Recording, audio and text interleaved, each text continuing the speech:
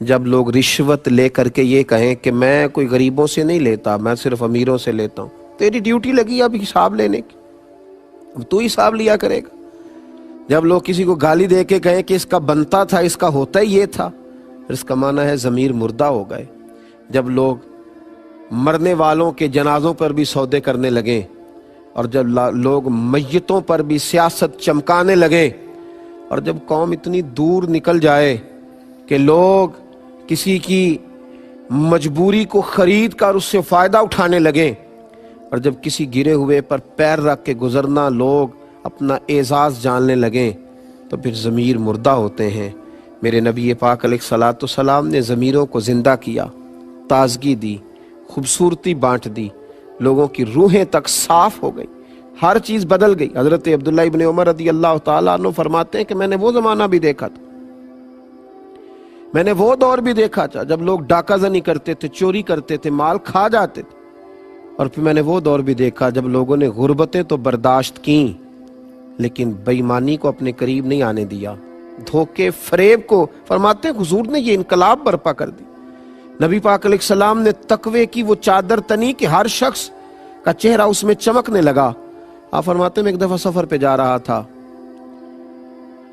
رمضان کے علاوہ کچھ ایام تھے، تو میں نکلا، میرے پاس کچھ سرکہ تھا، کچھ کھجوریں تھیں، کچھ خشک چیزیں تھیں، تو میں رستے میں تھا، تو میں نے ایک جگہ پہ بیٹھ کے کھانا کھانے کا ارادہ کیا۔ جناب عبداللہ ابن عمر رضی اللہ تعالیٰ عنہ فرماتے ہیں بڑا خوبصورت اور بڑا نورانی اور بڑے معصوم عکس والا نوجوان بکریاں چراتا ہوا مجھے نظر آیا۔ آپ فرماتے ہیں کہ اس کے چہرے پر عبادت کا نور اور اس کی آنکھوں میں سچائی کا حسن مجھے نظر آیا۔ اس کی داڑھی تو گرد سے بھری تھی پر روشنی بڑی شاندار تھی۔ آپ فرماتے ہیں کہ میں نے کھانا کھاتا جب آدمی تو قریب بیٹھنے والے کو دعوت دیتا ہے، میں نے کہا کہ میاں کھانا کھا لو، رمضان بھی نہیں تھا اور وہ بکریاں چرا رہا تھا، میں نے کہا کھانا کھا لو، تو کہنے لگا حضور میں نہیں کھا سکتا، میں نے روزہ رکھا ہوا ہے۔ فرماتے میرے دل میں خیال آیا کہ صرف عبادت گزاری ہے یا تقوی کا بھی کوئی معیار اس نے اپنایا۔ میں اس کے قریب گیا تو میں نے جا کے اس کو کہا کہ تیری بکریاں بڑی پیاری ہیں، ایک میرے ہاتھ بیچ نہیں دیتا؟ تو وہ کہنے لگا حضور میری نہیں ہے، میں تو اجرت پر بکریاں چراتا ہوں، مالک کوئی اور ہے۔ فرماتے میں نے اس سے کہا کہ مالک سے کہہ دینا کہ ایک بکری بھیڑیا لے گیا تھا، بڑی سادی سی میں گفتگو کر رہا ہوں، اس سے کہہ دینا کہ ایک بکری بھیڑیا لے گیا تھا، کیا ہوتا ہے؟ یہاں لوگ آنکھیں چرا کے کہیں کچھ نہیں کر رہے، کہہ دینا۔ آپ فرماتے ہیں کہ کوئی جوش خطابت نہیں، کوئی بات نہیں، کوئی واز نہیں، کوئی نصیحت نہیں، کوئی کسی صوفی کا فرمان نہیں، بکریاں چرانے والا چرواہا، لیکن اس کے جملے نے میرے پورے وجود کو نور کے اندر کھڑا کر دیا لا کے۔ فرماتے ہیں وہ مجھے کہنے لگا حضور بکریوں کے مالک کو تو کہہ دوں گا بھیڑیا لے گیا ہے، اور جب دنیا کا، کونین کا اور عرش کا مالک پوچھے گا تو اسے کیا جواب دوں، اسے کیا بتاؤں؟ اللہ کے حضور بھی تو جانا ہے نا۔ یہ ہے ضمیروں کی زندگی، یہ ہے روحوں کی زندگی، یہ ہے جب دل زندہ ہوں۔ پھر اعلیٰ حضرت فاضل بریلوی رحمۃ اللہ علیہ فرماتے ہیں خوف خدا اور فکر آخرت یہ دو تیرے منہ میں لگامیں ہیں، یہ لگام ڈال کے کسی کے کھیت میں بھی تجھے کھلا چھوڑ دیا جائے گا تو کبھی بھی بددیانتی نہیں کرے گا، لیکن اگر تیرا ضمیر مردہ ہو جائے پھر بہت واضح و نصیحت، بہت سارے دلائل بھی تیرا کچھ نہیں کر سکتے۔ حضرت عبداللہ ابن عمر رضی اللہ تعالیٰ عنہ فرماتے اس نوجوان کی بات اتنی بھلی لگی کہ میں سفر چھوڑ کر کے واپس آیا، اور میں نے واپس آ کے معلوم کیا کس کا غلام ہے۔ مجھے بتایا گیا فلاں کا غلام ہے۔ فرماتے پہلے میں نے وہ غلام خریدا، پھر وہ ساری بکریاں خریدیں، پھر وہ بکریاں میں نے اسی غلام کو تحفے میں دے دی، اسی کو تحفے میں لوٹا دی۔ تو وہ کہنے لگا حضور یہ کیا ہے؟ فرمایا یہ تو جب اپنے رب سے ڈرتا تھا تو رب کریم نے یہ تجھے اس کا بدلہ عطا فرمایا ہے، ایک چھوٹا سا نذرانہ ہے میری طرف سے۔ ضمیروں کی زندگی۔ حضرت امام غزالی رحمۃ اللہ علیہ فرمایا کرتے تھے جو کامل مومن ہوتا ہے نا، جملہ یاد رکھنا آپ، فرماتے تھے جو کامل مومن ہوتا ہے نا، رائی کے دانے کے برابر بھی گناہ کرے تو اسے پہاڑ جانتا ہے۔ اتنا سا کسی کا دل اس کی وجہ سے تکلیف میں آئے تو اس کے سر پہ پہاڑ رائی کے دانے کے برابر گناہ کرے تو تڑپ جاتا ہے۔ اور فرمایا جو منافق ہوتا ہے، منافق وہ پہاڑ کے برابر بھی گناہ کر کے راہی جانتا ہے، اس لیے کہ اس کا دل مردہ ہو گیا، اس کے اندر ایمان کی وہ رمق، وہ حسن، وہ خوبصورتی نہ رہی۔ تو جب دل زندہ ہوتے ہیں، ضمیر زندہ ہوتے ہیں، روحیں زندہ ہوتی ہیں، پھر انسان انقلاب برپا کرتے ہیں، پھر روشنی۔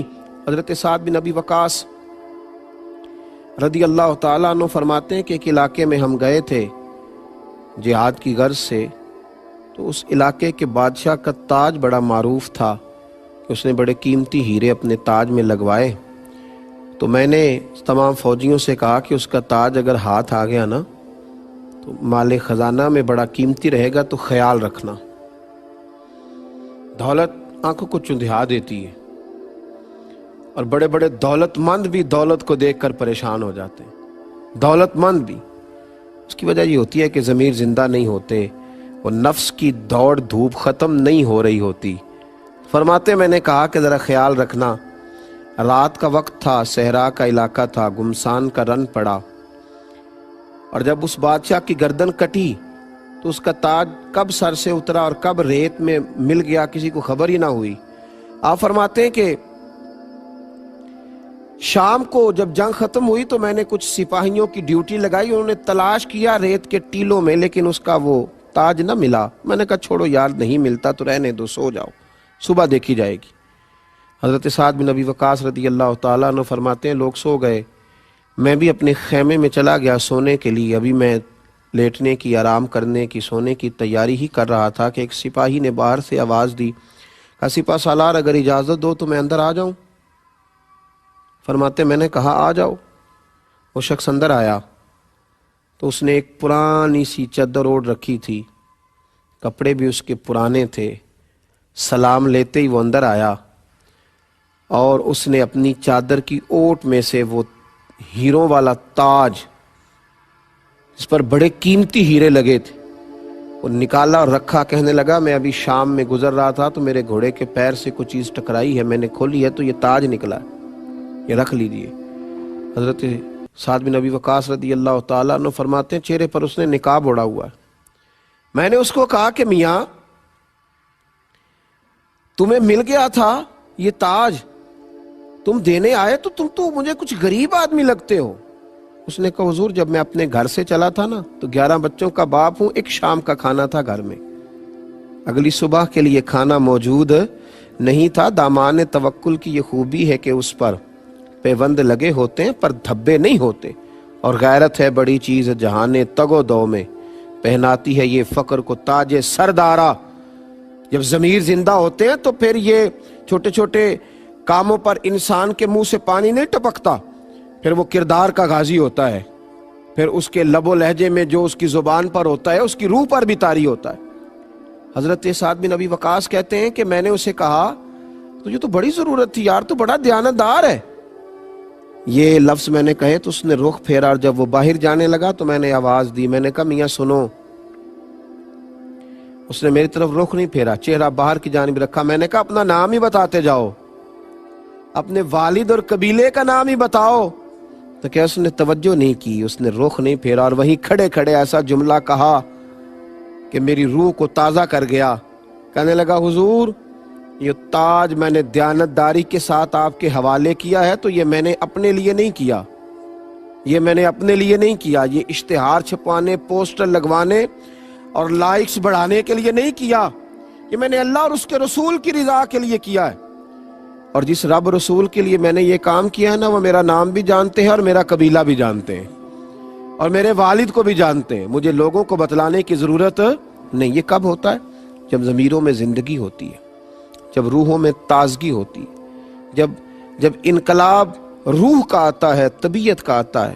نبی پاک علیہ الصلوۃ والسلام نے تقوی کی روشنی سے لوگوں کو آشنا کیا، نبی پاک علیہ الصلوۃ والسلام نے لوگوں کو اہمیت دلائی، بتلایا کہ گناہ گناہ ہوتا ہے، غلطی غلطی ہوتی ہے۔ بڑے بڑے لوگ چھوٹوں سے معافیاں مانگنے لگے، بڑے بڑے قد کاٹھ والے اپنے ضمیروں کا بوجھ اتارنے لگے۔ حضرت ابو ذر غفاری نے جناب بلال حبشی کو حبشن کا بیٹا کہہ دیا۔ کس کے بیٹے تھے وہ؟ حبشن کے بیٹے تھے نا، حبشن کا بیٹا کہہ دیا۔ یہاں لوگوں کو آر دلاتے نہیں، کبھی برادری ازم کے نام پر، کبھی قبیلے کے نام پر، کبھی اس کے کام کے نام پر، کبھی اس بیچارے کا جو عہدہ ہوتا ہے اس پر حبشن کا بیٹا کہہ دیا، حبشن کا۔ حضرت بلال حبشی مسجد میں بیٹھ کر رونے لگے۔ معصوم آمنہ، نبی رحمت، رسول اکرم سید عالم علیہ السلام تشریف لائے۔ میرے محبوب نے آتے حضرت بلال کی آنکھوں کے آنسو دیکھے۔ تمہیں کیا ہوا؟ کہا یا رسول اللہ اگر میں حبشن کا بیٹا ہوں تو میری کیا غلطی؟ ہوا کیا؟ یا رسول اللہ مجھے فلاں نے، ابو ذر غفاری رضی اللہ تعالیٰ عنہ نے حبشن کا بیٹا کہا ہے۔ حضور ممبر پر بیٹھے اور ممبر پر بیٹھ کے کہا میں نے تو جاہلیت کی یہ ساری باتیں قدموں تلے روند دی تھیں، تم ابھی تک یہ جملے دہراتے ہو؟ تو روند ڈالی باتیں، تو روند ڈالی۔ ابھی تک جو آدمی یہ جاہلیت کی باتیں دہرائے وہ تو روند ڈالی۔ حضور فرمانے لگے، نبی کریم علیہ السلام نے جب یہ کہا تو حضرت ابو ذر غفاری اٹھے اور اٹھ کر حضرت بلال حبشی کے قریب گئے اور جا کے کہنے لگے بلال اپنا قدم اٹھا اور میرے چہرے پہ رکھ۔ تھا تو حبشن کا بیٹا اور اب میرے رسول نے تجھے بڑی عزتیں عطا کر دی ہیں، اب یہاں کوئی چھوٹا بڑا نہیں رہے گا، اب سارے عروج پائیں گے، اب سب کو برکات ملیں گی جب ضمیر زندہ ہوتے ہیں۔ حضرت ابو ذر نے معافیاں مانگی، حضرت بلال حبشی سے معافی طلب کی، بار بار ان سے گزارش کی کہ وہ مجھ سے درگزر کریں۔ بھائیو یہ ہے ضمیروں کی زندگی، یہ ہے روحوں کی زندگی۔ آج لوگ گناہ کو گناہ ہی نہیں جانتے، بہت بڑا ظلم کرتے ہیں، اس کے باوجود چہروں پر پشیمانی اور زبان پر معذرت کے کچھ لفظ بھی نہیں آتے۔ آج لوگ بہت سارا حرام کھا کر کے اس کے باوجود کہتے ہیں کہ جناب یہ حق تھا، یہ چلتا ہی ایسے ہے، یہ معاشرہ ہی ایسے ہے، اس کی بنا ہی ایسے ہے۔ مجھے ایک شخص نے ایک جگہ پہ کہا، میں ملک سے باہر تھا، غیر مسلموں کا علاقہ تھا، کہنے لگے یہاں نیکی کرنا بڑا مشکل کام ہے جی، یہ معاشرہ بڑا عجیب ہے، یہاں نیکی کرنا بڑا مشکل ہے، چاروں جانب کفر ہے، نفاق ہے۔ تو میں نے کہا ایک بات بتلاؤ، حضرت ابو بکر صدیق جن لوگوں کے درمیان رہ کے نیکی کرتے تھے وہ بھی تو سارے کافر تھے، وہ بھی تو سارے کافر تھے، وہ بھی تو سارے کافر تھے، چاروں جانب کفار تھے، پر وہ کھڑے ہو گئے دیانتداری کا جھنڈا لے کے۔ حضرت عمر نے جب نیکی کی تو تب بھی سب لوگ ایسے ہی تھے، لیکن وہ کھڑے ہو گئے دیانتداری کا جھنڈا لے کے۔ مکے میں، مدینے میں، طائف میں سب لوگ غیر تھے، لیکن مسلمانوں نے نیکی کا علم بلند کیا تو دائیں بائیں دیکھ کر بلند نہیں کیا، اللہ رسول کی ذات دیکھ کے بلند کیا۔ ضمیروں کو زندہ کریں، دائیں بائیں دیکھ کے جو نیکی کرے گا وہ کر ہی نہیں سکے گا۔